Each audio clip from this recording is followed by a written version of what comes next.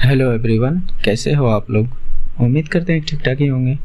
आज के वीडियो में हम लोग देखने वाले हैं आरआरबी एलपी टेक्नीशियंस भर्ती 2024-25 के लिए, जो कि प्रैक्टिस मॉक टेस्ट, जो ये 7वां वीडियो है। इससे पहले मैंने 6 वीडियो अपलोड कर चुका है, तो ज़रूर देखिएगा। बहुत अच्छे से क्वेश्चंस को मैंने इंक्लूड किया है, जो कि आपको एग्ज़ाम से पहले इस टाइप के क्वेश्चंस को ज़रूर करनी चाहिए, क्योंकि इसमें जो है मैथ और रीजनिंग के अच्छे प्रश्न को मैंने लिया है। तो चलिए शुरू करते हैं और देखते हैं कि किस तरह के क्वेश्चन सब हैं। देखिए, एक निश्चित दूरी को निश्चित गति से पार किया जा सकता है यदि आधी दूरी को दोगुने समय पर पार किया जाता है, तब दोनों गतियों का अनुपात क्या होगा। तो पहले मेरे करने से पहले वीडियो रोककर आप भी करने का कोशिश करें, जिससे कि आपको ज़्यादा बेनिफिट होंगे। तो यहाँ पर देखिए, एक निश्चित दूरी, तो हम दूरी को कुछ भी मान सकते हैं। दूरी को, डिस्टेंस को हम कुछ भी मान सकते हैं। मान लीजिए कि 20 किलोमीटर है, ठीक। एक निश्चित गति से पार किया जा सकता है, तो अनेक निश्चित गति भी यानी स्पीड भी जो हमारे पास है वह कुछ निश्चित बोला है, तो हम कुछ यानी ये जो स्पीड है उसको भी हम कुछ भी मान सकते हैं। तो मैंने स्पीड को भी 20 किलोमीटर पर घंटा मान लिया, या मीटर प्रति सेकंड, कुछ भी मान सकते हैं, वो आप पर डिपेंड करता है। यदि आधी दूरी को दोगुने समय में पार किया जाता है, तब दोनों गतियों का अनुपात क्या होगा। तो देखिए, क्वेश्चन को थोड़ा समझने का कोशिश कीजिए, किसने कहा क्या। तो यहाँ पर मैंने स्पीड को 20 माना, तो यहाँ पर टाइम कितना निकलेगा। अगर यहाँ पर आप टाइम जानना चाहो तो कितना निकलेगा, तो D बराबर ST। D हमने 20 माना, S कितना है 20, T निकालनी है। तो यहाँ से पता चलेगा कि T जो हमने निकाला 1 घंटा। क्या निकाला? 1 घंटा। अब जो दूसरे लाइन में कह रहा है, यदि आधी दूरी, जिस दूरी को हमने माना उसका आधा यानी 10 किलोमीटर, आधी दूरी को दोगुने समय में पार किया जाता है। समय कितना निकला? 1, इसका दोगुना समय, तो T कितना? तो आपका जवाब होगा कि 2 घंटा लेना होगा। यहाँ पर अगर 1 घंटा निकला है इधर, तो इधर 2 घंटा लेना होगा। तो यहाँ पर स्पीड कितना निकलेगा, तो आप यही फार्मूला लगा सकते हैं जो मैंने यहाँ लिखा। तो 10 स्पीड निकालनी है, टाइम 2 है। ये स्पीड S समझिएगा, 5 नहीं समझ लीजिएगा, ओके। तो यहाँ से स्पीड जो मेरा निकलेगा 5 किलोमीटर पर घंटा। तो अब हमसे पूछा गया दोनों गतियों का अनुपात। तो पहले गति हमने कितनी माना? 20 किलोमीटर, यानी स्पीड 1 कितना माना? 20। और स्पीड 2 कितना निकला? ये वाला स्पीड 2 कितना निकला? 5। तो इसको कटाइए पिटाइए, देखिए क्या आता है, 4:1। ये हमारा राइट आंसर होगा, ओके। तो बिल्कुल प्यार से करते हुए चलेंगे और समझते हुए कि कैसे कर सकते हैं। देखिए, बेसिक स्टूडेंट के लिए तो बहुत ज़्यादा फायदेमंद होने वाला है। अगर छोड़कर जाते हैं तो नुकसान आपका है, मेरा नहीं। तो यहाँ पर देखिए, इसमें A 25% लाभ पर B को 300 रुपये में माल को बेच देता है, यानी कोई वस्तु होगा। B इसे C को 10% हानि पर बेच देता है। तो मैं 3 आदमी यहाँ था, 3 आदमी को लिख लेता हूँ, A B C, ओके। तो A ने कहा 25% लाभ पर बेचा, तो 25% मतलब क्या? 1/4। मैं अगर 25% के बारे में बात करूँ तो कितना? 1/4। तो यानी ये 4 का सामान इसको 5 में दे दिया, बात समझ रहे। अब B कहता है इसे 10% हानि पर। 10% का मतलब क्या? 1/10, यानी हानि पर ये दे रहा है, यानी ये 10 का सामान है, वो 1 हानि पर दे रहा है। तो आप कह सकते हैं 10 का सामान इसने 9 में दे दिया। क्या मेरी बात को समझ रहे? तो अनुपात वाला इस टाइप का तो आपने क्वेश्चंस बनाया होगा कि ये अनुपात बी इतना दिया है, बी अनुपात सी इतना दिया है, तो फिर अलग अलग क्या होगा ऐसा अपने, या तो ए बी सी क्या होगा, ए अनुपात बी अनुपात सी क्या होगा, इस तरह के क्वेश्चंस को बनाएंगे। तो बस यहाँ पर वही आपको करना है। तो देखिए इसको या तो आप, मेरे उम्मीद से ये सब जानते होंगे, लेकिन मैं थोड़ा सा अलग करने का कोशिश कर रहा हूँ, थोड़ा समझने का कोशिश कीजिए। यहाँ 10 है ना, इसको भी आप 10 बना दीजिए, क्योंकि बी ए है ना दोनों, तो यहाँ पर दोनों को 10 बनाने के लिए इसको 2 से मैंने मल्टीप्लाई किया, इसको मैंने 2 से गुना किया, तो इसको भी आप 2 से गुना कर दो, तो ये कितना 8, ये दोनों जगह 10 हो जाएगा, और ये 9 है ये, क्योंकि इसको मैंने इस वाले को नहीं छड़ा है, सिर्फ ऊपर वाले को छड़ा है, इसलिए इसमें मैंने गुना किया।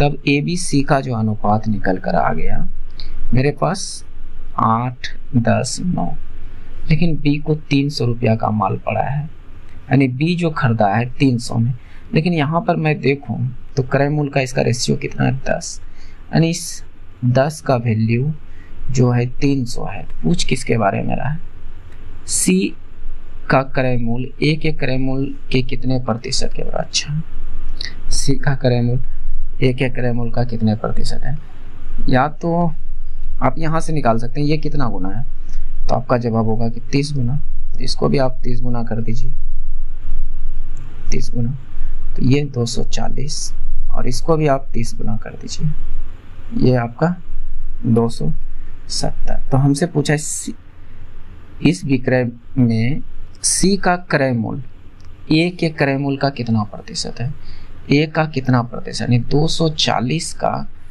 1 मिनट थोड़ा समझने का कोशिश कीजिएगा,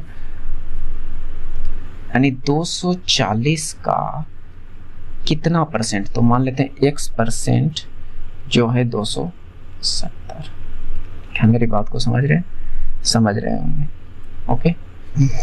तो यहां से अगर मैं देखूं तो ये 270 बटे 240 परसेंटेज के लिए 100 से गुना कर सकते हैं, है ना, तो कितना प्रतिशत, तो ऐसे नहीं निकाल सकते हैं यहाँ से, क्योंकि ये नीचे में 100 आएगा तो ये गुना में ऊपर 100 जाएगा कि नहीं, तो इसको कटाइए पिटाइए, आपका आंसर 3 से 9 बार में, 3 से 8 बार में, और 900 बटे आपका यहाँ पर 8 आ जाएगा, जो कि कटाइएगा तो 9 8 है का 8 बच गया, 1 8 है का 8, यानी पॉइंट में आएगा।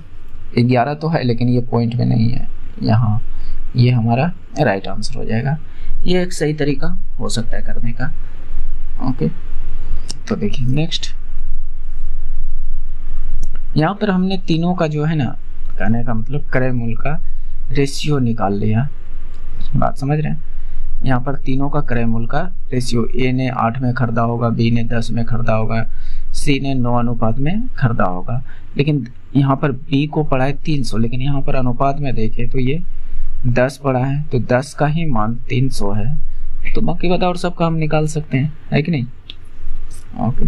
नेक्स्ट, उम्मीद कर रहे हैं कि आप समझ रहे हैं। अगर इन सब तरीकों से अगर आप अभी नहीं करते हैं तो मतलब कि आपकी थोड़ी सी तैयारी वीक चल रही है, क्योंकि जो एवरेज क्या था, जो अच्छे स्टूडेंट होते हैं वो आपके घिसे पटे तरीकों से नहीं निकालेंगे, बात समझ रहे हैं। आप भी अगर हो सकता है कि इस तरीके को जानते हैं वो इस तरह से अप्लाई कर सकते हैं, इससे भी अच्छे तरीके होते हैं, इससे भी कम समय वाले तरीके होते हैं जिससे कर सकते हैं, लेकिन जिस तरीके को मैंने बताया इस तरीके से सिर्फ वो प्रश्न नहीं और भी प्रश्न बहुत जल्दी आंसर देता है। जब किसी वस्तु के 6 टुकड़े को 5 रुपये में खरीदा जाता है, 5 टुकड़े को 6 रुपये में बेचा जाता है, तो लाभ प्रतिशत क्या होगा। तो इस तरह के जब आपके पास क्वेश्चन हो तो आप ऐसे लिखिए, 6 टुकड़े को 5 रुपये में, 5 टुकड़े को 6 रुपये में, बस बाहर बाहर गुना कीजिए और अंदर अंदर गुना कीजिए। तो मैंने अंदर अंदर गुना किया 25 और बाहर बाहर गुना किया तो 36, तो यानी इसका क्रय मूल्य सीपी जो था 25 था और एसपी सेलिंग प्राइस जो था 36 था। तो अब हमें यहाँ पर देखना है कि प्रॉफिट कितने परसेंट हुई है, यही तो पूछ रहा है लाभ। तो आपने खरीदे 25 में और बेचे 36 में, तो 25, तो 11 का फायदा हो रहा है कितने पर, 25 पर, गुना 100। तो इसको कटाइएगा तो यहाँ से कितना निकल जाएगा, 44%। देखो 25 चौके 100, 44%। या तो इसका आप दूसरा तरीका लगा सकते हैं, मेरी बात को समझिएगा। जैसे 6 टुकड़े का जो है मूल्य 5 रुपए है, ठीक, और 5 टुकड़े का मूल्य यानी बेच जो रहा है 6 रुपये में बेच रहा है, तो ये तो आपका ये वाला जो है सीपी है और ये नीचे वाला एसपी है, मतलब कि सेलिंग प्राइस है। तो मैं क्यों ना इन टुकड़ों को ही बराबर कर दूं ताकि निकालने में आसानी हो जाए। मेरी बात को ध्यान से समझने का कोशिश कीजिए, ठीक है। अच्छा कॉन्सेप्ट बता रहा हूँ, समझिएगा। इन दोनों को मैं क्यों ना बराबर कर दूं, तो मैं कहता हूँ इसको बराबर करने के लिए इसको आप 5 से गुना कर दो और इसको आप 6 से गुना कर दो। तो 5 से इसको गुना किया, मैं इस जगह को इस एसपी को मिटा रहा हूँ।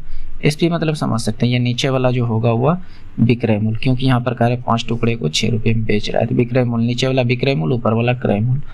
तो मैं इसको गुना किया तो 5 6 के 30T, और ये 5 से इसको गुना किया तो 25।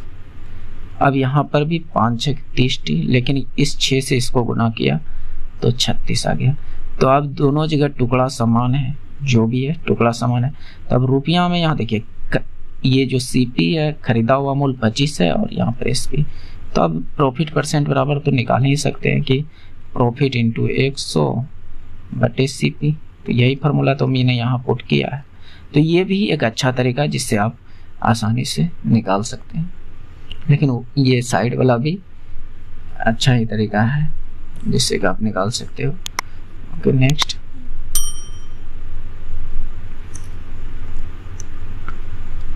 इस क्वेश्चन को कीजिए। एक आयत की परिधि 18 इकाई भुजा के एक वर्ग के परिधि से दोगुनी है। एक वर्ग की परिधि से दोगुनी है। यदि आयत की चौड़ाई 45 है तो इसका क्षेत्रफल क्या होगा, इसका क्षेत्रफल क्या होगा। तो यहाँ पर क्या बोला, आयत की परिधि जो है 18 इकाई भुजा के वर्ग के परिधि के बराबर है। यानी आयत का परिधि क्या, 2 × L + B, और वर्ग का परिधि क्या, 4A, यही ना। तो इसने ये कहा, लेकिन वर्ग की परिधि से दोगुनी, इसकी परिधि 4A का दोगुनी। बात समझ रहे हैं। तो ये प्रश्न ने यहाँ से कहा, ठीक है। 1 मिनट दोस्त।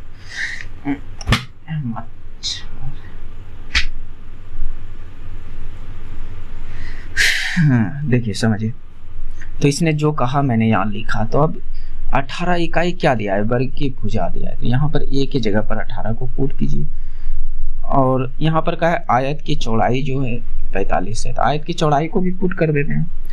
2 लंबाई हमें फाइंड हो जाएगा, है कि नहीं। बी कितना, 45, और यहाँ पर 4A यानी वर्ग की भुजा 18 इकाई गुना 2। बस यहाँ से मेरा इक्वेशन हल हो जाएगा, या जिससे कि L निकल जाएगा, और उसके बाद हमसे पूछा क्या है आयत का क्षेत्रफल, तो आराम से निकाल सकते हैं, है ना।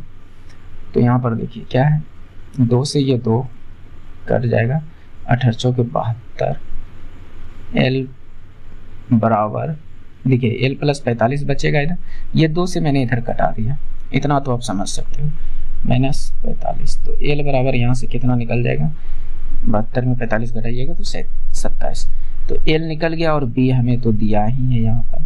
तो आयत का क्षेत्रफल क्या, L × B, है ना। तो L मेरा 27, B मेरा 45, और गुना कीजिए तो 7 × 5 = 35, लास्ट में 5 होना चाहिए, जो कि एक ही ऑप्शन में है। गुना कर लीजिएगा, इतना ही आंसर आने वाले हैं।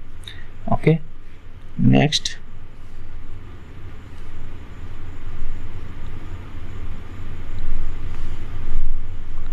फाइंड आउट मतलब कि ज्ञात कीजिए 1 - cos² theta coat square theta +1 - 1 का आंसर क्या होगा, यानी ज्ञात करना है। तो करने का कोशिश कीजिए। देखिए 1 - cos² थीटा बराबर क्या, तो आपका जो जवाब होगा कि साइन स्क्वायर थीटा। और इतना बराबर क्या होता है, कोसेक स्क्वायर थीटा, इतना बराबर यानी कोट स्क्वायर थीटा प्लस 1 बराबर कोसेक स्क्वायर थीटा माइनस 1। तो इन दोनों का आप गुना कीजिएगा तो क्या हो जाएगा 1 और माइनस 1 बराबर 0। अब कैसे हो सकता है, किसी को समझ में आएगी कैसे? तो देखिए sine square theta cos theta को हम क्या लिख सकते हैं 1/sin थीटा, तो स्क्वायर है तो 1/sin स्क्वायर थीटा है, तो ये कट गया ना, एक ही तो बचा, तो एक में से 0। इसका राइट आंसर क्या हो जाएगा 0। ओके नेक्स्ट,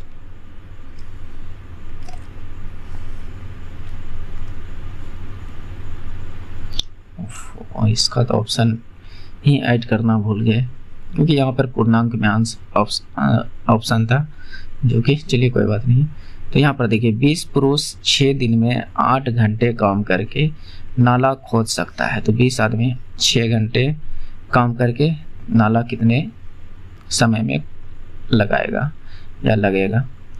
तो इस तरह के क्वेश्चन आप लोग कर सकते हो, आप लोग कर लेना, इसलिए मैंने इसमें हैशटैग लगाया क्योंकि इस तरह के क्वेश्चन मैंने बहुत कराया है। ओके नेक्स्ट कर लीजिएगा, अगर ना हो तो बोलिएगा, मैं करा दूंगा, लेकिन मेरे में से आप लोग कर सकते हो। इस क्वेश्चन को देखिए x + y = 11, तो मेरे पास क्या है x + y = 11। इस तरह के क्वेश्चंस को करना बहुत ज़रूरी है क्योंकि देखिए सिलेक्शन के लिए जो क्वेश्चंस है, आप सोचिएगा नॉर्मल क्वेश्चन से सिलेक्शन नहीं, नॉर्मल क्वेश्चन सभी लोग करेंगे, बात समझिए। भले ही हम आज 1-2 दिन से नोटिस कर रहे हैं कि जब मैं थोड़ा अच्छा लेवल का क्वेश्चंस दे रहा हूँ तो लोग कम पसंद कर रहे हैं, लेकिन एक बात तो आपको मानना पड़ेगा, जो सस्ती सामान होती है ना उस पर भीड़ ज़्यादा लगती है, जिसकी अहमियत कम हो, बात समझ रहे? तो उन भीड़ों से थोड़ा हटिए। तो यहाँ पर देखिए क्या है,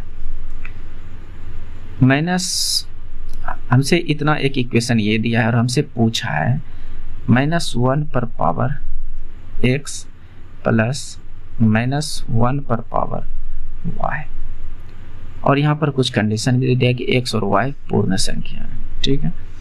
तो जब इस तरह का आपके पास क्वेश्चंस हो तो क्या करें? तो जब एक ही इक्वेशन है मेरे पास, इक्वेशन करने का मतलब ये बराबर वाली चीज क्या है, एगो है, तो इनमें से किसी को भी आप 0 मान लीजिए, किसी को भी, या तो x को या y को आप 0 मान लीजिए। इससे होगा क्या, देखिए समझ आते हैं। अगर मैं इसको 0 मान लूं तो y का मान कितना 11, y का मान, तभी तो 0 + 11 11 होंगे, बात समझ रहे? हालांकि आप इन दोनों को कुछ भी मान सकते हो, 5 6 फलना ढिकलना, इसको 5 मान लीजिए, इसको 6 मान लीजिए, कुछ भी मान सकते हैं। लेकिन हम कहते हैं जब एक इक्वेशन है तो एक में से तो एक को 0 ही मान दो, यानी एक x या y में से किसी को आप एक को 0 मान लो। जैसे मैंने x को 0 माना तो -1 पर पावर 0 प्लस -1 पर पावर 11। क्या मेरी बात को समझ रहे हैं? समझ रहे होंगे। तो देखिए, तो यहाँ पर -1 पर पावर क्या है 0, तो जब किसी भी चीज पर पावर 0 हो तो उसका मान 1 हो जाता है। ये बात आप घातांक और करनी में पढ़े होंगे। प्लस 1 पर पावर -11 है, यानी -11 को आप 11 बार गुना कीजिएगा, यानी -1 को आप 11 बार गुना कीजिएगा। तो देखिए जैसे -1 गुना -1 करते हैं तो 2 बार गुना करते हैं तो ये प्लस में चेंज होता है। अगर मैं 4 बार गुना करूं तो प्लस में चेंज होगा। तो मैं कहता हूं 10 बार 1 को गुना करूं तो वो प्लस में रहेगा, यानी -1 है ना। जैसे ही यानी +1 होगा, जैसे ही मैंने 11वां बार उसको गुना करेंगे माइनस से तो वो -1 में चेंज हो जाएगा, यानी इसका मान जो है घुमा फिरा के -1 आ गया। तो 1 + -1, तो इसका आंसर क्या 0। क्या मेरी बात को समझ पा रहे हैं? समझिए, समझना पड़ेगा, नहीं तो फिर आप पीछे रह सकते हैं। और अगर नहीं चाहते हैं पीछे रहे तो हमारे चैनल से जुड़ जाइए, मैं आपको सही तरीका, मतलब कि जो जेन्युइन तरीका होता है जिससे कि टाइम कम लगे, उस तरीके को अधिकतर क्वेश्चन में मैं अप्लाई करके आपको बताऊंगा और बताऊंगा कि कैसे ये चीज़ होता है। ओके, नेक्स्ट देखिए, अन्यथा आपकी इच्छा, मैं क्या कर सकता हूँ उसमें, ये क्वेश्चंस को भी आप बना लोगे, इजी क्वेश्चन है, कर लीजिएगा। चलिए, उम्मीद करते हैं कि बना लोगे, ये नहीं कंफर्म नहीं करें कि बना ही लोगे, लेकिन हो सकता है कि 99% लोग कर सकते हैं इस तरह के क्वेश्चंस को, जिस तरह के क्वेश्चंस को मैंने स्किप किया। ओके, कहा है 3/11 से बड़ा x/3 से बड़ा 7/11, तो हमें x का निम्नलिखित में से कौन सा मान हो सकता है। तो अगर मैं कहूँ x का मान आप 3 मान लीजिए, तो ये क्या हो जाएगा, 3/11 से यहाँ पर अगर मैं 1 पुट कर दूं तो ये 1 हो जाए, यानी 3 पुट कर दूंगा तो क्या हो जाएगा 1, और ये 7/11। तो देखिए, इसका कहने का मतलब कि 3/11 से तो ये बड़ा है, ये बड़ा है, यहाँ तक तो कन्फर्म है कि ये बड़ा, 1 बड़ा है, लेकिन क्या 1 से बड़ा ये 7/11 है? 1 से बड़ा 7/11 है? तो आपका जवाब होगा कि नहीं। 7/11 को अगर हल कीजिएगा तो पॉइंट में आएगा, बात समझ रहे? तो नहीं, तो ये आंसर नहीं हो सकता है, बात समझने का थोड़ा कोशिश कीजिए। तो फिर क्या हो सकता है, तो ऑप्शन दूसरा ट्राई कीजिए, यानी 3/11, x का मान अगर मैं 2 मान लूँ तो 2/3 से बड़ा 7/11। इस चिन्ह पर ध्यान देना है आपको, इस चिन्ह पर, ठीक। तो 3, अब यहाँ पर बटे वाला आ गया, तो कैसे पता करें कि कौन सा बड़ा है कौन सा छोटा है। तो देखिए, पता करने के लिए एक ट्रिक मैंने बताया था कि 3/11 और 2/3 में अगर हमें पता करनी है कि कौन सी बड़ी है, तो आप इसको 13 कोने गुना कीजिए, 3 तिया 9, तो इसके माथे पे लिखिए, जो ऊपर वाले हैं इसको 13 कोने, 11 दूनी 22, इसके माथे पे लिखिए।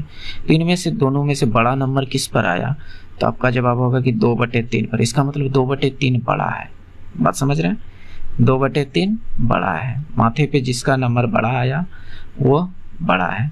इसका मतलब 3/11 से 2/3 बड़ा है।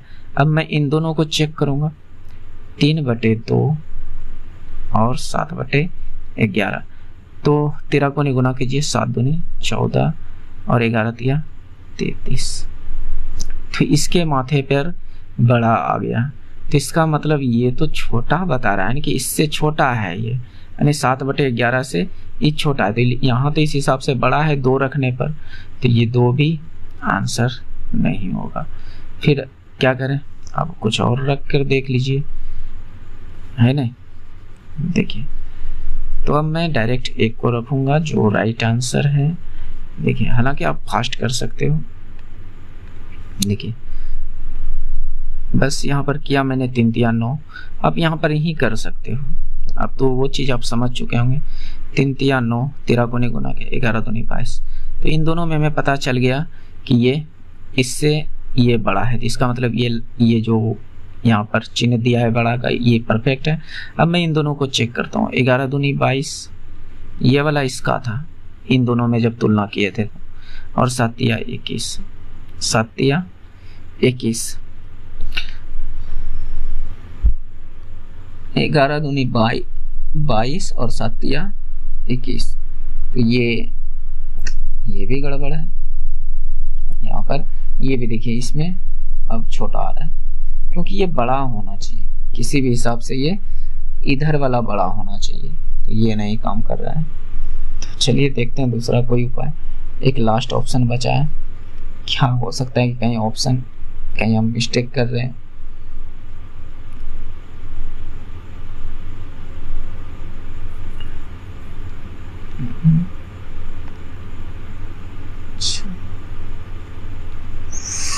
ओहो, तो ये चीज तो ठीक तो मैं कर रहा हूँ। तो यहाँ अब मैं 2 नहीं हो सकता, तो एक रख कर देखूंगा, 1, ठीक है। अब देखिए, 3 तिया 9, 11 एका 11, तो इन दोनों में बड़ा पता चल गया कि ये 1/3 बड़ा है, क्योंकि इसके माथे पर 11 आया, ठीक है।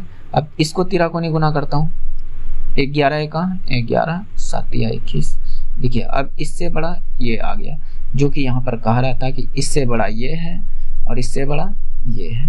तो बस बिल्कुल परफेक्ट आंसर हो गया, तो ये राइट आंसर है। ओके नेक्स्ट देखिए, एक आंगन समान आकार के वर्ग टाइल में 4 टाइलों से 4.55 मीटर लंबा, यानी ये जो आंगन का आकार है वह 4.55 मीटर लंबा और 5.25 मीटर से बना है, यानी इधर से 5.25 मीटर से बना है। हालांकि देखिए लंबाई चौड़ाई सब एक ही चीज़ है, भले ही आपको लगता है कि लंबाई लंबा होना चाहिए और चौड़ाई जो है चौड़ा होना चाहिए, ऐसा कुछ नहीं, दोनों लंबाई ही है, दोनों दूरी ही है, बात समझ रहे। तो ये बात कहा है। तो इसने कहा कि सबसे बड़ा जो टाइल्स इसमें अटेगा वह कितना मीटर का या सेंटीमीटर का अटेगा। तो ये भाई मीटर में दिया है, किस में दिया है, मीटर में। तो आप सेंटीमीटर में इसको चेंज कर दीजिए, किस में, सेंटीमीटर में। तो 100 से गुना, इसको भी आप 100 से गुना कर सकते हैं। तो यहाँ पर देखिए क्या है, हो जाएगा ये वाला हो जाएगा 455 और ये वाला हो जाएगा 525। और जब पूछे कि सबसे बड़ी टाइल्स क्या होगा, यानी उनमें से सबसे बड़ा जो टाइल्स का यूज करेंगे कौन सा यूज करेंगे, कितना लंबाई की होगी, यानी कहीं ना कहीं इसने पूछ रहा है कि वर्ग आकार का, यानी जो सबसे बड़ा टाइल्स जो अटेगा वो उसकी जो मेजरमेंट होगा वो क्या होगा, ये पूछ रहा है। जब इस तरह का क्वेश्चन हो तो आप उसका SCF निकाल लीजिए। तो 455 और 525, तो आप इसका SCF निकालिए। 5 से 5 9 45, 5 1 5, 5 से 5 1 5, 5 25, ठीक। तो अब 7 से दोनों कटेंगे, 13 7 15 7। क्या ये 13 और 15 और किसी संख्या से कट सकते हैं कि दोनों एक साथ कटनी चाहिए? SCF का जो हमने रूल बताया था कि भले ही आप LCM के तरीके से निकालो, लेकिन उसमें एक रूल होना चाहिए। अगर मैं 5 से कटा रहा हूँ तो ये भी कटनी चाहिए, ये भी कटना चाहिए। अगर मैं 7 से कटा रहा हूँ तो ये भी कटनी चाहिए, ये भी। तो यही दो संख्या था जो दोनों को बार बार काट रहा था, बात समझ रहे। तो 5 गुना 7 ये इसका SCF हो जाएगा, बात समझ रहे। तो ये 35 इसका राइट आंसर हो जाएगा। इनमें सबसे जो बड़ी टाइल्स लगेगी वर्ग आकार का वह 35 सेंटीमीटर का लगेगा। तो उम्मीद करते हैं कि आप समझ पा रहे हो। हालांकि अगर आप SCF निकालने के लिए आप पुराने मेथड का इस्तेमाल करते हैं, वह जिसको लंगड़ा भाग विधि हम लोग कहा करते थे बचपन में, इस तरह से, तो फिर आपकी इच्छा, लेकिन ऐसे भी जल्दी निकाला जा सकता है। ओके नेक्स्ट देखिए दोस्त, हमारी थोड़ी सी वॉइस में प्रॉब्लम आ सकती है क्योंकि माइक हमारी उतनी अच्छी है नहीं जितनी अच्छी होनी चाहिए, बट काम चलाऊ है, आप समझ सकते हैं हमारी बातों को। बस इतना थोड़ा काफ़ी है पढ़ने वाले के लिए, तो जो है कहीं भी कैसे भी पढ़ लेते हैं। तो थोड़ा सा मेजर प्रॉब्लम है, समझने का कोशिश कीजिएगा, थोड़ी नॉइस आ सकती है, बात समझ रहे हैं। ओके नेक्स्ट देखिए, एक निश्चित राशि पर प्रतिवर्ष 4 वर्ष की दर पर 2 साल के लिए साधारण ब्याज 140 रुपये है। समान दर पर समान अवधि पर समान राशि चक्रवृद्धि ब्याज और साधारण ब्याज के बीच का अंतर ज्ञात कीजिए। बीच के अंतर को ज्ञात करना है। तो देखिए आपके पास साधारण ब्याज में जो है मूलधन निकालनी है और रेट आपको दिया है 4%। मैं इसको बिल्कुल बेसिक से बता रहा हूँ क्योंकि मैंने देख लिया 2-3 वीडियो में शॉर्टकट करके करा के मैंने देख लिया कि भाई आप लोग भाग जाते हो। जब मैं एक अच्छा तरीका आपको बताता हूँ तो आप भाग जाते हो, इसलिए मैं इस क्वेश्चन को बेसिक से करा रहा हूँ। आपका SI जो है वह 140 रुपया है, ठीक है। तो समान दर समान अवधि, तो हम यहाँ से हम पहले मूलधन को मतलब कि फाइंड करूंगा कि मूलधन क्या है, ठीक है, और हमको SI 140 दे दिया और टाइम भी हमको दिया है 2 साल। तो यहाँ से हम निकाल सकते हैं SI बराबर फार्मूला लगाकर P into R into T। अगर आपको स्लो लग रहा है तो आप थोड़ा सा स्पीड बढ़ा लीजिएगा, आपके मोबाइल में ऐसा मतलब कि फंक्शन तो होगा। तो 140 P हमें निकालनी है, R 4% और T जो है 2 वर्ष। तो यहाँ से हल कीजिएगा तो हमारा P निकल कर आ जाएगा। तो देखिए 4 दूनी 8, या तो 4 से ये 25 बार में, और ये 5 से 2 से ये 70 बार में। तो P बराबर आ गया 5 सत्ते 35, 7 दूनी 14, 3 17, 17 50। कितना आ गया? 17 50। अब हमसे पूछा है, हमें तो SI जो है पता ही है, जो हमसे पूछा है साधारण ब्याज और चक्रवृद्धि ब्याज के बीच का अंतर। तो अब मैं चक्रवृद्धि ब्याज निकालूंगा यहाँ पर। तो चक्रवृद्धि ब्याज का फार्मूला क्या? CI बराबर फार्मूला क्या? P into 1 plus R by 100 पर पावर T माइनस का P। ओके, तो ये फार्मूला लगाकर CI आप निकाल सकते हैं। हालांकि शॉर्टकट करना ये सब बेटर है, शॉर्टकट भी मैं अभी तुरंत मैं बताऊंगा, भले लंबी वीडियो हो जाए, तो जिससे कि दोनों को फायदा हो, जो शॉर्टकट सीखना चाहते हैं वो भी, और जो तरीके से सीखना चाहते हैं वो भी। तो हमें P कितना है? 1750 इंटू 1 प्लस R कितना? सेम रेट पर बोला है, 4% ही लेंगे चक्रवृद्धि ब्याज के भी रिस्पेक्ट में। 4/100 T 2 वर्ष माइनस का P, और P कितना? P तो है ये है 1750। तो आप इसको हल कीजिए, देखिए क्या होता है। तो यहाँ से क्या हो जाएगा? 1750 तो है ही, तो इसको हल कर देंगे तो आप 25 चौके 100 यानी 26/25 का 2 बार। तो 1750 गुना 26/25 गुना 26/25 माइनस 1 मिनट इधर में कर रहा हूँ, माइनस, पहले देखिए अब यहाँ पर माइनस 1750। तो 1750 कॉमन भी ले सकते हैं, कोई बड़ी बात नहीं। तो इसको कटाइए 25 से, 25 से तो आराम से 70 बार में कट जाएगा। और 5 से कटेगा क्या? 5 से इतना, और 5 से ये 14 5 70। अब तो नहीं कट रहे हैं, तो इसीलिए मैं इन सब तरीकों से नहीं करता हूँ, क्योंकि यहाँ पर देखिए ज़्यादा फंसने का चांस ज़्यादा रहता है। अब यहाँ पर पॉइंट आ गया क्योंकि कट नहीं रहे हैं, और ऑप्शन है क्या पॉइंट में? थोड़ा सा देख लेते हैं। हाँ है, आंसर आ जाएगा। शक हो जाता है कि सही होगा कि नहीं होगा। तो देखिए 26 गुना 26 500, 76 गुना 14, 4 84, 4 98 8, 4 98 और 8, 106। तो हाथ रल 10, 14 5 70।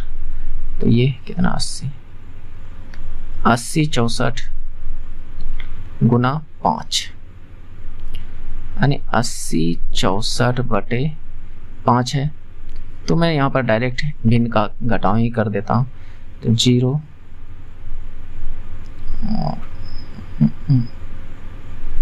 26 गुना 26 576, 676। मैं स्क्वायर निकाल लेता हूँ। 6 दूनी 12 दूनी 24, 6 के 36 और 2 दूनी 4। भाई गलती है, 676 होता है ना कि 575। तो इसीलिए मैं इन सब तरीकों में से नहीं कराता हूँ, क्योंकि इन सब तरीकों से फंसना फिक्स है। तो यहाँ पर देखिए गुना गलती, तो 4 के 84, फिर से 4 के 84, हाथ रल 84 के 4 हाथ रल 8, 4 98 8, 106 हाथ रल 10, 4 के 84। तो यहाँ पर क्या आ गया?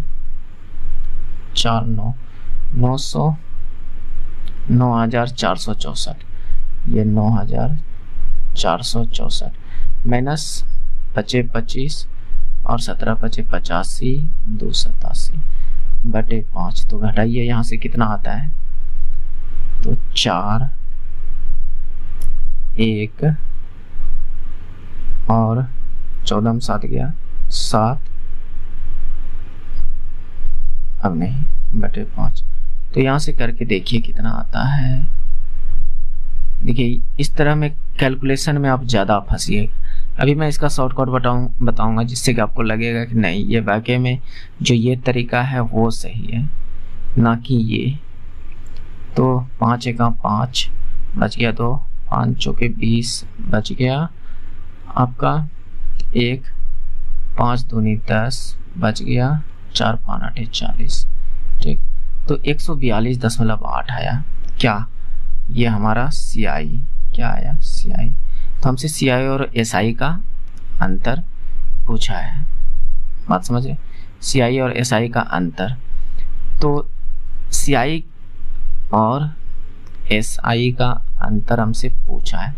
तो यहाँ पर देखिए CI कितना 142.8 और SI कितना -140। तो यहाँ पर 2.8 रुपीज का अंतर आ गया, 2.8 रुपीज का अंतर आ गया, जो कि कहीं ना कहीं हमारे ऑप्शन में भी दिए होंगे, है ना, 2.8 रुपीज। तो ये कितना लंबा प्रोसेस था, गुना करना फलना ढिमकाना। लेकिन मैं अगर कहूँ कि आप शॉर्टकट लगा दीजिए, हमारे पास देखिए मूलधन पता चल जाए तो हम शॉर्टकट लगा सकते हैं। CI SI का इतना चीज हमको ये जो करना पड़ा, ये चीज आपको नहीं करना पड़ता है। इतना इधर जो भी गया वो चीज हमें नहीं करना पड़ता CI SI का अंतर निकालने के लिए, और वो भी कितने वर्ष के लिए, 2 वर्ष के लिए, 2 वर्ष की अवधि के लिए। मैं यहाँ इस देखिए कितना सा छोटा सा जगह मैं निकाल दूंगा। CI SI का अंतर जो होगा वो होगा P इंटू R% का R%। बात समझ रहे हैं, इस चीज को मैं मिटा रहा हूं।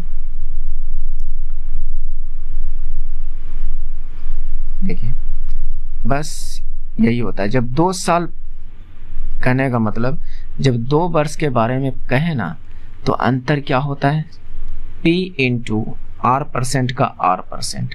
तो P कितना निकाला मैंने 1750, R कितना है 4%, 4% ही तो है, क्योंकि समान यानी दर समान हो, समान अवधि हो, समय सेम का है। तो R है 4% यानी 4% का 4%। अब हल कीजिए, आपका आंसर नहीं आया तब कहिएगा। तो ये मैंने 1 0 से 1 0 कटा दिया और यहाँ पर 1 0 अभी एक्स्ट्रा बचा हुआ है। तो देखिए ये 4 से 25 बार में और ये 25 से 7 बार में, है ना। तो अब सीधा गुना कीजिए ना, 7 चौक 28, 28 बटे नीचे में क्या बचा है 10। तो ये कितना आ गया 2.8 रुपीज। क्या ये चीज करना सही था या ये पूरा रामायण पढ़ना सही था? अब इसलिए मैं कहता हूँ शॉर्टकट पे ज्यादा, अगर एग्जाम में ये तरीके से आप करने लगे तो फिर आपकी वाट लग जाएगी। मैं निश्चित कर रहा हूँ कि आपका वाट लगना निश्चित है। तो इन सब तरीकों को भूलिए और अगर शॉर्टकट सीखना है, तरीका सीखना है तो जरूर ज्वाइन कीजिए। आप पर मैं फोर्स नहीं कर रहा हूँ, वो आपकी इच्छा पर डिपेंड करता है, लेकिन लगता है कि अगर आप मेरे लिए फायदा है तो जरूर ज्वाइन कीजिए। 6 टाइपिस्ट 16 दिन में, ये आप भी कर सकते हो क्योंकि ये इस तरह के क्वेश्चंस मैंने बहुत कराया है। ये जितने क्वेश्चंस है आप लोग टाइमिंग के साथ आंसर इसका कर दीजिए। जैसे कि कहने का मतलब वीडियो की टाइमिंग होती है ना, जैसे मान लीजिए कि पूरा वीडियो 1 घंटा का है तो उसमें अगर 10 मिनट 30 सेकेंड पर कोई क्वेश्चंस आया और उसका आंसर हमने नहीं बताया तो उसका आंसर आप दे सकते हो टाइमिंग लिखकर, जिससे कि मैं समझ सकूं कि हाँ आप इस प्रश्न का आंसर दिए हो। अगले वीडियो में कोशिश करूंगा कि क्वेश्चन नंबर भी इंक्लूड करो। ओके, तो यहाँ पर देखिए 3 पुरुष किसी व्यवसाय को 14 माह, 8 माह और 7 माह के लिए साझेदारी में प्रवेश करते हैं। यदि उनके लाभ का अनुपात 5, 7, 8 है, तब उनके निवेश का अनुपात क्या होगा। देखिए आपको एक चीज पता होगा, प्रॉफिट का जो रेशियो होता है वह जितना आप इन्वेस्ट कीजिएगा और कितने टाइम के लिए इन्वेस्ट कर रहे हैं, ये प्रॉफिट का अनुपात है। उस हिसाब से आपका टाइम और इन्वेस्ट के हिसाब से आपका प्रॉफिट होता है। इस बात को आप समझ रहे होंगे। तो 3 पुरुष हैं, एक ने 14 माह के लिए लगाया, लेकिन कुछ पैसे लगाए होंगे, तो मान लेते हैं किसने X रुपए लगाया होगा। मेरी बात को ध्यान से समझिएगा, जो कि लाभ अनुपात में 5 मिला है, तो हम कह सकते हैं जो X ने लगाया है वो 5/8 लगाया है। मैं 3 बंदा मान रहा हूँ, कोई X होगा, कोई Y होगा, कोई Z होगा, ठीक है। अभी आंसर आपका नहीं मिल पाएगा, थोड़ी मेरी बात को समझने का कोशिश कीजिएगा, ठीक है। अब जो 8 माह के लिए टाइम 8 माह इसने कुछ इन्वेस्ट किया होगा, तो मैं मान लेता हूँ इसने Y रुपया इन्वेस्ट किया होगा। मेरी बात को ध्यान से समझिएगा, जो कि लाभ इसे मिला है 7, तो यहाँ से कह सकते हैं Y बराबर 7/8। बात समझ रहे हैं कि Y ने Y रुपया लगाया होगा और 7/8 इसको मिल गया।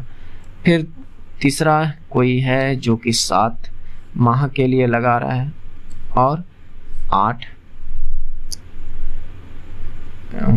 नहीं Z, क्योंकि Z ने Z रुपया लगाया, ऐसे मैं सोच रहा हूँ। तो यहाँ पर इसको जो मिला 8 रुपए लाभ के रूप में, इसको अनुपात के रूप में 8 रुपए, तो यहाँ से आप कह सकते हैं कि Z बराबर क्या 8/7। क्या मेरी बात को समझ पा रहे होंगे। तो हमने X अनुपात Y अनुपात Z का रेशियो ले लेंगे, यानी ये 5/8 और Y जो है 7/8, 5/14 हो जाएगा। आप लोग ध्यान नहीं देते हैं, हमें ध्यान नहीं दिया आप, ठीक है। यहाँ 14 5/14 है और ये आपका 8/7, ठीक है। बिल्कुल मैं आराम से करवा रहा हूँ, आपको टेंशन लेने की जरूरत नहीं। बस अब इन तीनों का जो अनुपात निकलेगा वही आपका आंसर। लेकिन तीनों का अनुपात निकालें कैसे, ये भी तो जरूरी है ना। तो हम कहते हैं नीचे का आप एलसीएम ले लो, तो 14 8 17 का 14 8 72 से 112 हो जाएगा। इसका एलसीएम जो होगा 112 हो जाएगा। ओके, तो अब 112 को आप 5/14 से गुना कर दीजिए, तो ये 14 8 और 8 5 40, तो ये 40 निकल कर आया। अब ये 112 को आप 7/8 से गुना कर दीजिए, तो ये 14 8 72 से 64 98, तो ये 98 आ गया। अब इस 112 को एलसीएम को ही 8/7 से गुना कर दीजिए, 16 7 12 से 16 8 28 128, तो ये आंसर में तो है ही नहीं। तो बस आप इसको कटा दीजिए, 2 से सभी कटेंगे, है ना, 2 से सभी कटेंगे।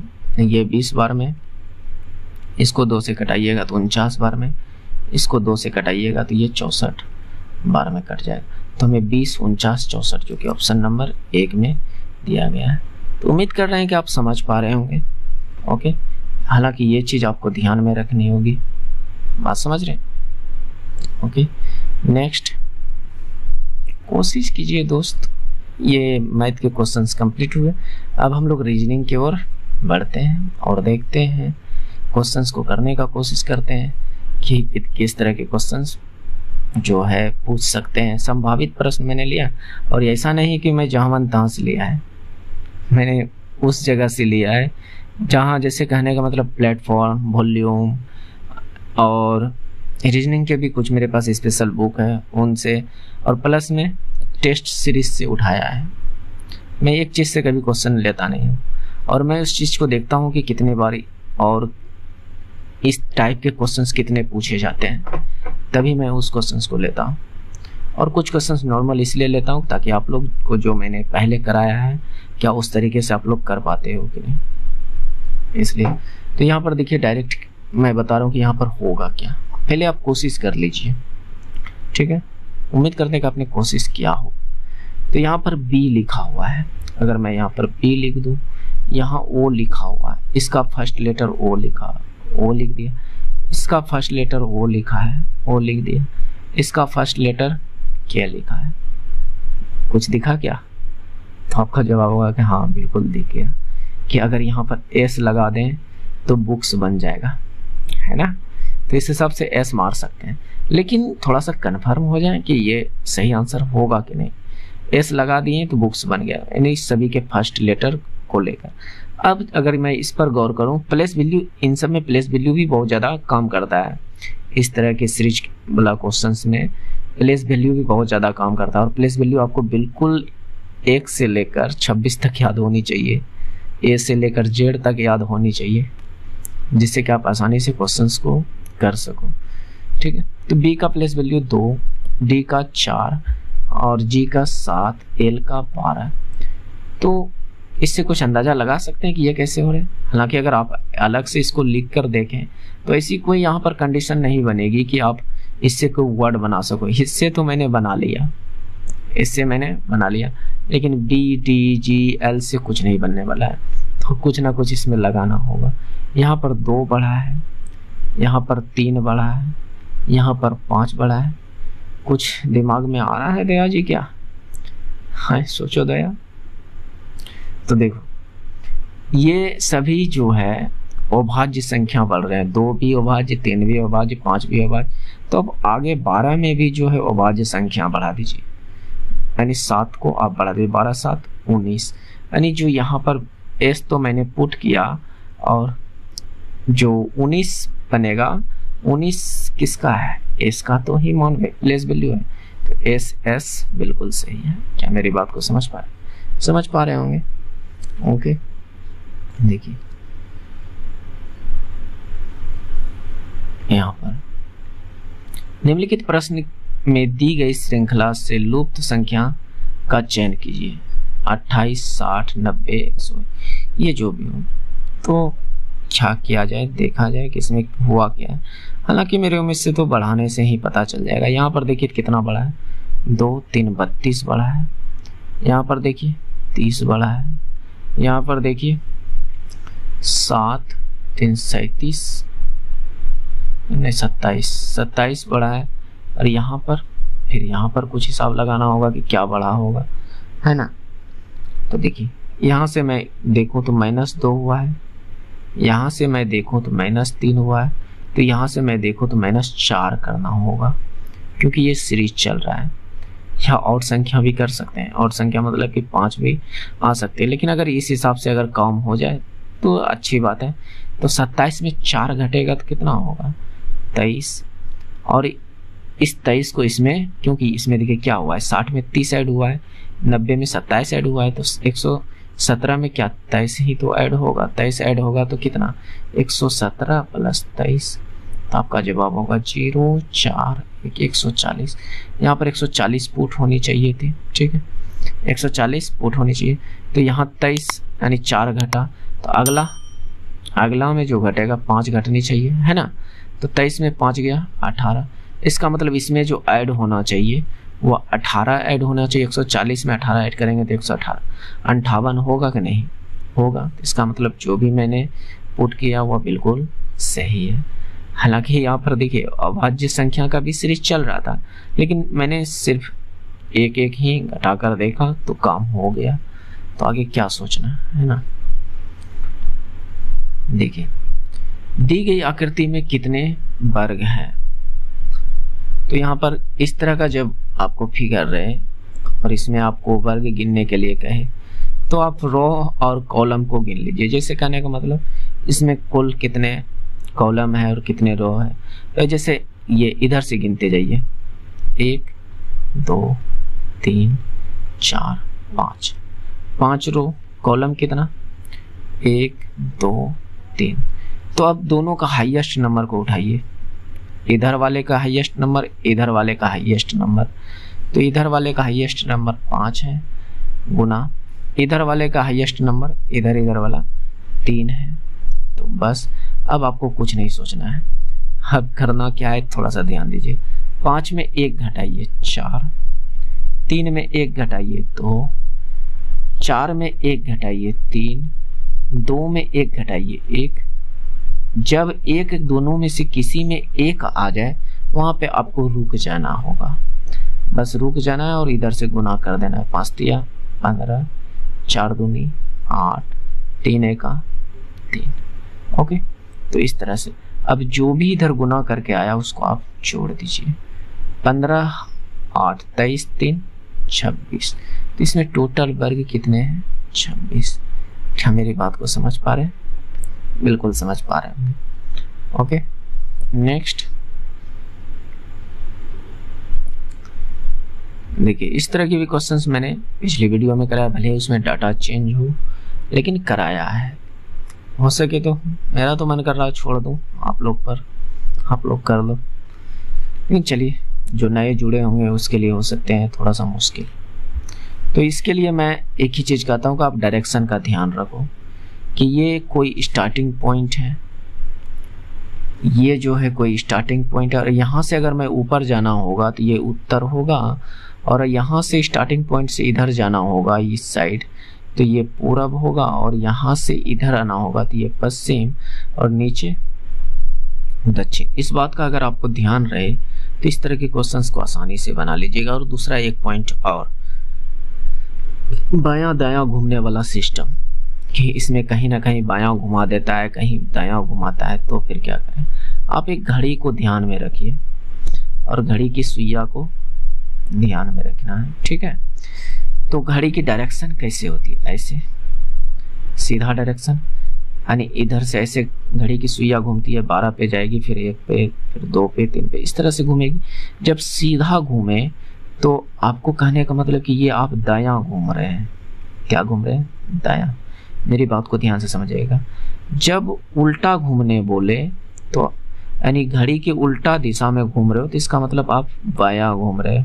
आप ऐसे घूमना शुरू कर दिया तो बायां। ये दो चीज अगर आप अपने माइंड में रखते हो तो ये इस तरह के क्वेश्चंस बहुत जल्दी होंगे। हालांकि ये चीज मैंने समझाने के लिए बताया, लेकिन आपको नहीं करना है, ठीक? आपको ध्यान में रखना है ये चीज। दक्षिण दिशा की ओर चलना प्रारंभ किया, राम ने दक्षिण दिशा की ओर चलना प्रारंभ किया, तो उसकी कोई इनिशियल पॉइंट होगी, स्टार्टिंग पॉइंट होगी। मेरी बात को यहाँ पर ध्यान से सुनिएगा। ये वाला कोई इनिशियल पॉइंट होगी। ये कहाँ जा रही है? दक्षिण की दिशा की ओर नीचे जा रही है। इनिशियल पॉइंट यानी स्टार्टिंग पॉइंट से नीचे की ओर जा रही है। और कितना मीटर? 30 मीटर, ठीक है?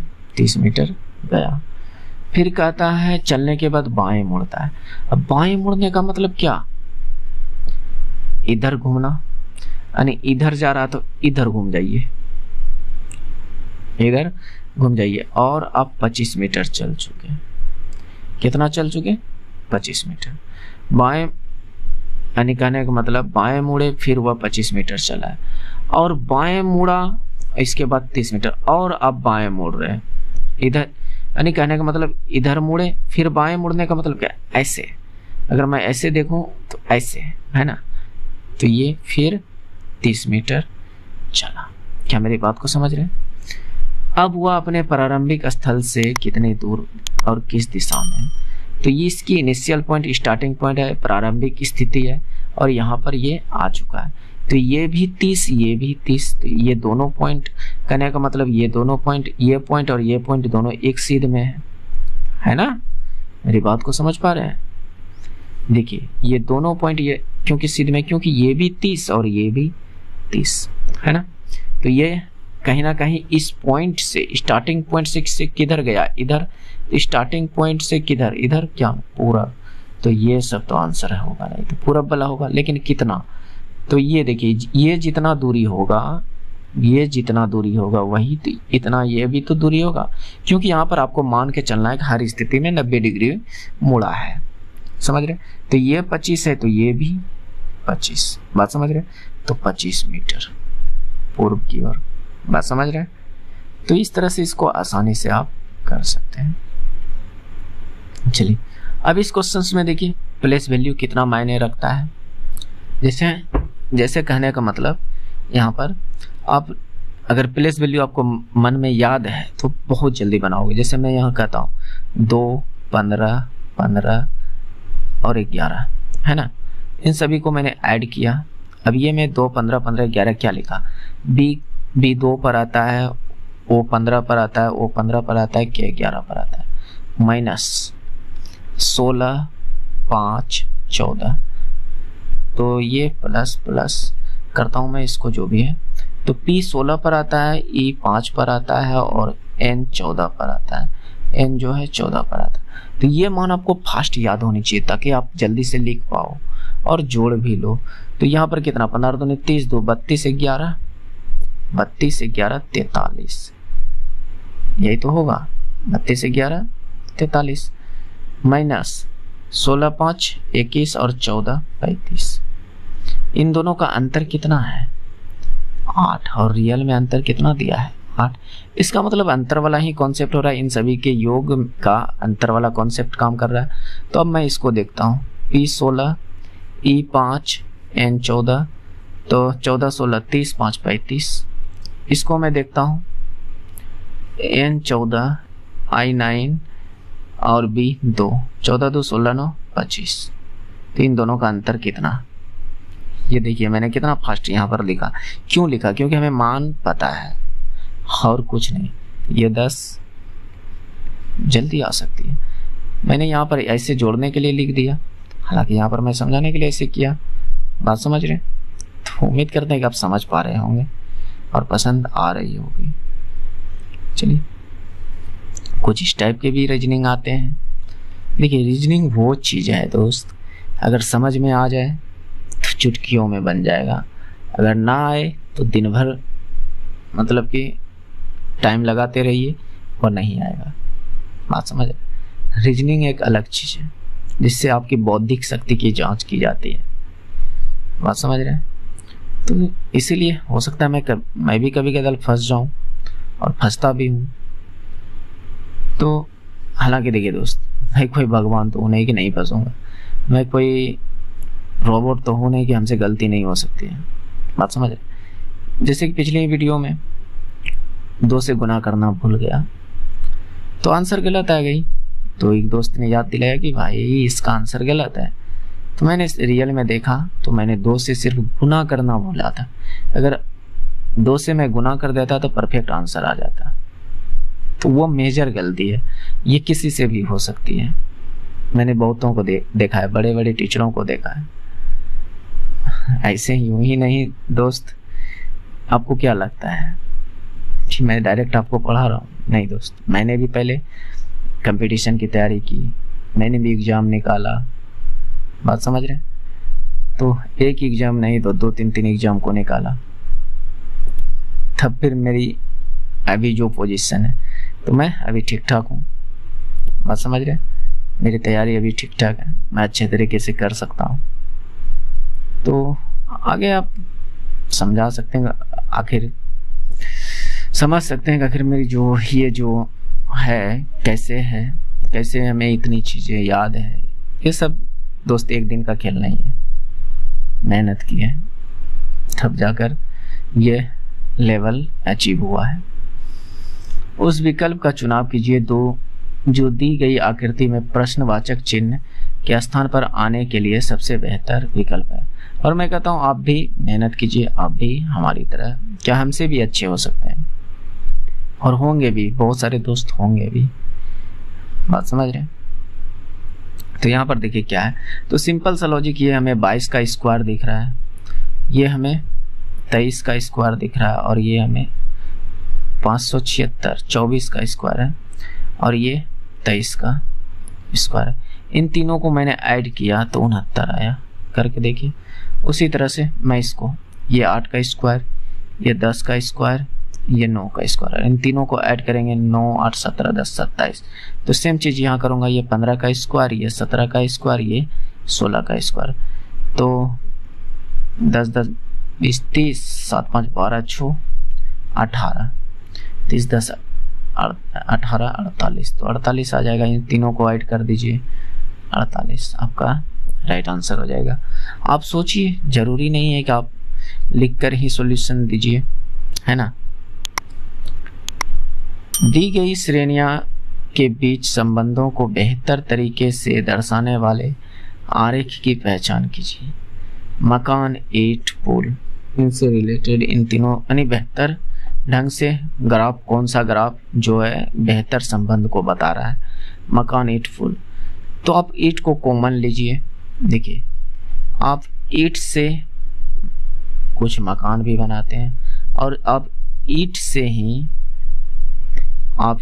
ही कुछ पुल वगैरह भी बनाते हैं। तो ईंट का कुछ हिस्सा आप मकान में ले सकते हैं, ईंट का कुछ हिस्सा आप पुल बनाने में ले सकते हैं।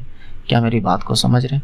तो इस तरह का जहां भी डायग्राम दिखे तो वो हमारा राइट आंसर। ओके, नेक्स्ट देखिए, इसको मैंने लाल से कर दिया। इसको पढ़ने का इसने ज्यादा से ज्यादा क्या कह सकता है कि ध्यानपूर्वक पढ़िए, तो ध्यानपूर्वक ही पढ़ेगा सभी दोस्त, है कि नहीं। तो इसमें देखिए, जब इस तरह का क्वेश्चन हो, इतनी बड़ी क्वेश्चन हो, तो अधिकतर स्टूडेंट डरते हैं, करने से डरते हैं। लेकिन मैं इसका एक तरीका बता दूंगा जिससे कि आप नहीं डरिएगा। पहले आप क्वेश्चन पढ़ लीजिए। अर्जुन, बानु, कृति, दीपन, हरिणी, बसंत, गायत्री, कुमार एक वृत्त में चारों ओर केंद्र के सम्मुख करके बैठा है। ठीक है, यानी कितने लोग हैं, मैं इस बात को गिन लूंगा कि यहाँ पर जो है कितने लोग हैं। तो यहाँ पर आप काउंट कर सकते हैं, 1, 2, 3, 4, 5, 6, 7, 8 लोग हैं। मैं थोड़ा सा इसको बड़ा कर देता हूँ। ओके, ये बड़ा करने पर तो ये बाहर जा रहा है, ये छोटे रहने दीजिए। ओके, देखिए, तो 8 लोग हैं। और वृत्त वाला बात क्या है कि वृत्ताकार चारों ओर, तो मैं वृत्त नहीं बनाकर मैं ये इस तरह से लकीर खींच दूंगा। ये कितने आदमी बैठ सकते हैं इसमें? 4 आदमी। और एक लकीर खींचूंगा, कितने आदमी बैठ सकते हैं? 6 आदमी। और एक लकीर, कितने आदमी बैठ सकते हैं? तो आपका जवाब होगा कि अब 8 आदमी बैठ जाएंगे, है ना। तो 8 आदमी बैठ जाएंगे, यानी कहने का मतलब 4 त्रिज्या, अगर 4 विकर्ण व्यास अगर खींच दिए वृत्त में, हालांकि आप वृत्त इस पर बना सकते हैं, लेकिन कोई फायदा नहीं है, कोई फायदा नहीं है। बात समझ रहे?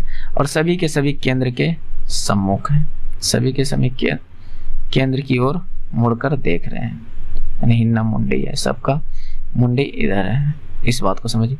और इस तरह का जब क्वेश्चन आए ना, 2 फिगर आप बनाने का कोशिश कीजिएगा। इस तरह से आप 2 डायग्राम बनाने का कोशिश कीजिएगा, जिससे कि देखिए, एक से नहीं आए तो दूसरा से आंसर आ जाएगा। हालांकि इसमें तो एक ही से आंसर आ जाएगा, देखिएगा, ध्यान से समझिएगा।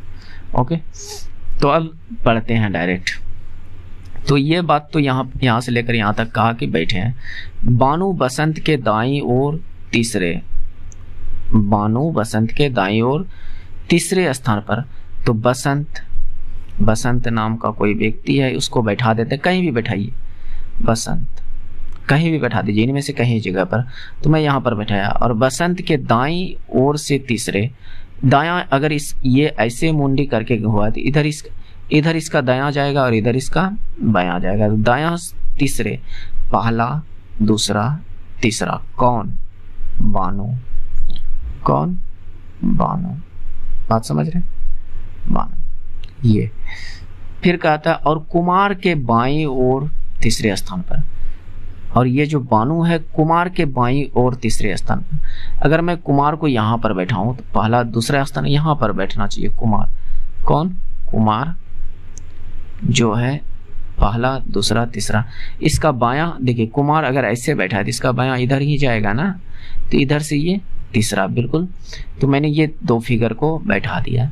और आगे देखते हैं, अगर यहाँ पर ये चीज काम नहीं करता ना, तब मैं इसमें भी काम को करता, यानी इस चीज को मैं 2 जगह लेकर चलता, जिससे कि आंसर आने की ज्यादा संभावना होती है, यानी जल्दी आने की। बात समझ रहे हैं? हालांकि देखिए, इस तरह के क्वेश्चंस को और मैं लाऊंगा, जिससे कि और भी अच्छे तरह से, बेहतर से आपको क्लियर हो जाए। हालांकि यहाँ पर देखिए, कृति अर्जुन के बाएं चौथे स्थान पर है, कृति अर्जुन के बाएं चौथे स्थान पर है। तो मैं कहता हूँ कृति अर्जुन के बाएं, अगर मैं अर्जुन के यहाँ बैठा हूँ तो पहला दूसरा तीसरा चौथा नहीं बैठ सकता है। अगर मैं अर्जुन को यहाँ बैठा दूं,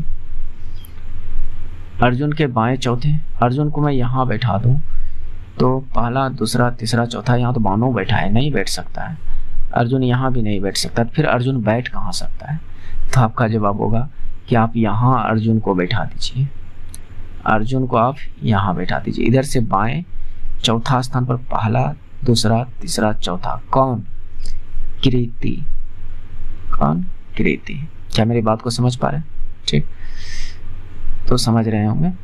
चौथे स्थान पर अर्जुन बसंत और बानो के निकटतम पड़ोसी नहीं है। अर्जुन जो है बसंत और बानो के निकटतम पड़ोसी नहीं है, बिल्कुल नहीं है। बसंत यहाँ है, बानो यहाँ है, क्या इसका निकटतम पड़ोसी ये अर्जुन है क्या? तो आपका जवाब होगा कि नहीं है। तो इसका मतलब हमने जो बैठाया हुआ बिल्कुल परफेक्ट बैठाया। अब आगे पढ़िए, हरिणी बानो के निकटतम पड़ोसी नहीं है। हरिणी, मैं पेन को थोड़ा सा चेंज कर देता हूँ। हरिणी जो है बानो का निकटतम पड़ोसी नहीं है, यानी बानो यहाँ, ना तो हरिणी यहाँ बैठ सकती है ना ही यहाँ बैठ सकती है। कौन? हरिणी। तो हरिणी के लिए एक ही जगह खाली है कि यहाँ पर है, यहाँ पर आप बैठिएगा, हरिणी। समझिएगा, मैं हो सकता है ये मिस्टेक से गलती से भी लिखा जाए। लेकिन गायत्री दीपन के दाईं ओर से दूसरे स्थान पर, अब दो ही स्थान है और गायत्री और दीपन बचा हुआ है ना। तो गायत्री दीपन के दाईं ओर से दूसरे स्थान, तो दीपन को मैं यहाँ पर बैठा देता हूँ और इसका दायां किधर? इधर जाएगा, है ना। कौन?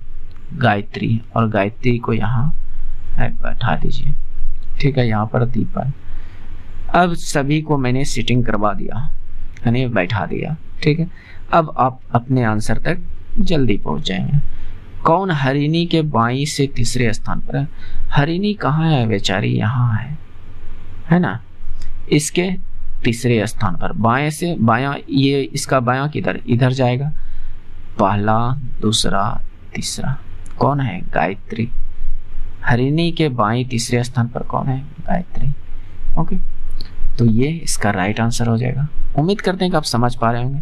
देखिए दोस्त, मैं ऐसे ही क्वेश्चंस को नहीं कराता हूँ, मैं पहले खुद से एक बार क्रॉस चेक करता हूँ कि कैसे आंसर को करवा सकते हैं, कैसे, ताकि देखिए दोस्त, मैं बिना क्रॉस चेक किए अगर मैं आपको करवाऊँ और गलत हो जाए तो उससे आपका क्या फ़ायदा? कोई फायदा है क्या? नहीं, भले ही हमको 15-20 मिनट एक्स्ट्रा लग जाए क्वेश्चन को क्रॉस चेक करने में, तो लेकिन कर लेता हूँ ताकि आप लोग के लिए सहूलियत हो। देखिए, मेरे पास इस तरह से एक जो है, ये सिलेट कह सकते हैं, जो इलेक्ट्रॉनिक सिलेट है, जिसपे मैं देख सकते हैं इस सिलेट का क्या हाल मैंने किया है। तो हो सकता है आप लोग भी प्रैक्टिस के लिए ऐसा सिलेट खरीद सकते हैं, ज़्यादा दाम का नहीं होता है, 150-200 का ये मिल जाएगा, जिसमें एक सेल लगी होती है, एक बैटरी लगी होती है, जिससे यह काम करता है। ओके, तो इस तरह से, तो मैंने पहले देखिए कितना शॉर्ट में इसको बनाया है। भले ही मैं आपको अभी समझाने के लिए जो है इतना कुछ किया, लेकिन मैं यहाँ पर कितना शॉर्ट में बनाया है ना। और इसने कहा था, एक बात देखिए, इसने कहा था बिरीत में बैठा है, तो मैं इसको ऐसे घेर दूं तो ये बिरीत ना बन गया का? ये तो बिरीते है कि नहीं? तो मैं इससे बिरीत को बनाऊं या ना बनाऊं, क्या फर्क पड़ता है? बात समझ रहे? तो इसलिए मैंने नहीं बनाता हूँ और ऐसे ही मैं करवाता हूँ। देखिए, इस क्वेश्चन को आप लोग बना लीजिएगा। डायरेक्शन अगर आप समझ चुके हैं तो आप निश्चित ही इस क्वेश्चन को आप लोग कर लीजिएगा, तो इसको भी कर लीजिएगा। और इसका नाम मैं कुछ नहीं, आप टाइमिंग के साथ आंसर दे सकते हैं। सभी मेहनत मैं ही करूँ क्या, आप क्या कीजिएगा। देखिए, ये क्वेश्चंस मैंने पिछली वीडियो में पूछा था कि कौन सा रक्त समूह सार्वभौमिक दाता के रूप में जाना जाता है, यानी यूनिवर्सल डोनर के रूप में जाना जाता है। सार्वभौमिक दाता कहने का मतलब जो सभी को खून दे सके, चाहे वो कोई भी ग्रुप का हो, ए बी हो या ओ नेगेटिव हो या ए हो, जो सभी को दे सकता है, वह होता है O नेगेटिव। ओके, तो अब तो ये तो सभी को देने वाला तो जान गए कि कौन होता है O नेगेटिव। सभी से लेने वाला कौन होता है? सभी से खून ले सके, यानी सार्वभौमिक रिसीवर कह सकते हैं, मतलब कि रिसीव करने वाला, तो वो AB होता है। AB सभी का खून ले सकता है और O सभी को दे सकता है। बात समझ रहे हैं? ये दोनों में ये फर्क है। इसका आंसर हो जाएगा O नेगेटिव। ओके, तो आगे आज के लिए ये क्वेश्चन आप लोगों के लिए कि बच्चे का लिंग का निर्धारण कौन करता है, यानी लिंग कौन निर्धारित करता है? पिता का रक्त समूह, माता का रक्त कारक, या माता का रक्त समूह, या गुणसूत्र। जो भी आंसर होगा आप कमेंट में दे दीजिएगा। और ये क्वेश्चंस देखिए, ये मेरे व्हाट्सएप में कुछ ग्रुप है, स्टडी ग्रुप, जो कि मेरे क्यूज वगैरह से आते हैं, जुड़ा हुआ है ये। तो इसमें ये क्वेश्चन मतलब कि ग्रुप में पूछा गया था, तो मैंने सोचा कि इस तरह के क्वेश्चन तो भाई बहुत ज़्यादा फेमस क्वेश्चन है और इस तरह के क्वेश्चन पूछा जाता है, क्यों ना मैं इसको करा दूं, है ना। तो इसमें कुछ नहीं है, आप एलिगेशन लगा सकते हैं। पहले 25, उसके बाद 80, उसके बाद 60। ये 3 परसेंटेज देखा और मेरे मन में खुजली उठ गई कि जब 3 को परसेंटेज है तो कहीं ना कहीं एलिगेशन लगेगा। अब इसको यहाँ से घटाइए, 80 में 60 को घटाइएगा 20, 80 में 60 में 25 को घटाइएगा कितना, 5 और 35। तो इसको अगर कटा दें ये अनुपात निकल कर आएगा 4:7। तो ठीक है, तो ये अनुपात निकल कर आया। हमसे पूछा क्या है कि 36 लीटर में, यानी 25% सांद्रता वाला कितना लीटर था, 36। यानी ये जो 4 अनुपात में आया इसका मान 36 है और हमसे 7 का मान पूछ रहा है। यहाँ पर पूछ रहा है क्या, ताकि 80% सांद्रता वाले संतरे में के रस में कितनी मात्रा मिलाई जानी चाहिए ताकि वह प्राप्त होने वाली सांद्रता 60% हो जाए। तो हमें 7 की वैल्यू पूछ रही थी। आपको ये दिख रहा होगा कि ये 9 से गुना हुआ, तो आप ये भी 9 से गुना कर दीजिए, 63। इसका राइट आंसर हो जाएगा 63। क्वेश्चंस क्या है एक बार मैं फिर से पढ़ देता हूँ, आप लोग करने का कोशिश कीजिएगा। देखिए, 25% सांद्रता वाले 36 लीटर संतरे के रस में 80% सांद्रता वाले संतरे की रस की कितनी मात्रा मिलाई जानी चाहिए ताकि प्राप्त होने वाले मिश्रण की सांद्रता 60% हो। ये क्वेश्चन है और इसका आंसर ये है, तरीका ये है, इसको ऐसे कर सकते हैं। चलिए यहाँ तक इस क्वेश्चन को रहने देते हैं और आगे ये टोटल क्वेश्चंस मैंने कंप्लीट करा दिया, जिससे कि आपको ये कहने का मतलब ये क्लास तो पसंद तो आई होगी निश्चित ही, लेकिन कंफर्म तो नहीं कर सकते, वो आप पर डिपेंड करता है कि आप पसंद कर रहे हो कि नहीं कर रहे हो। तो हमें पता चले ताकि आप लाइक शेयर एंड सब्सक्राइब करें, जिससे कि हमको पता चलेगा कि हाँ आप पसंद कर रहे हो, जिससे कि ये होगा कि और भी मैं अच्छे अच्छे क्वेश्चंस को आपके बीच ला सकूं। तो मिलते हैं नेक्स्ट वीडियो में। जय हिंद, जय Bharat, thanks for watching. Okay.